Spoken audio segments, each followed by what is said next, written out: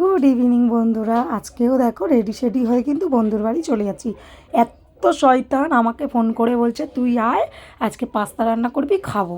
কেন ওর বাড়িতে গেছি বলো, ও কোথায় আমাকে করে তো খাওয়াবে। দেখো রানী একদম বসে একদম চিৎপাত হয়ে শুয়ে আছে।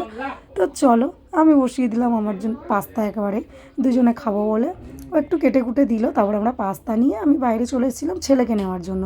পাস্তা নিয়ে আমি এখান থেকে নিয়ে নিয়েছিলাম একটু কিছু খাবার, জলের বোতল। তারপরে চলে এলাম মাঠে, কেননা আমরা দুজনে কিন্তু মাঠে বসেই বেশিরভাগ আড্ডা মারি। পাড়া থেকে কিন্তু এখানেই ফাঁকা জায়গাতে বসতে কিন্তু বেশ ভালো লাগে। পাড়াতে থাকলে বাবা এর কথা তার কথা, তার চেয়ে কিন্তু আমরা মাঠে বসে অনেকক্ষণ টাইম কাটাই, তারপরে কিন্তু চলে আসি। এদিকে ছেলেকে নিয়ে আমি চলে এসেছি। ওই দেখো মহারানী শুধু ফোনের ভেতর ঢুকে আছে, ফোনের আমাকে দিয়ে রান্না করেই খাইছিস, তুই এবারে করে খাওয়াবি বলে দিচ্ছি।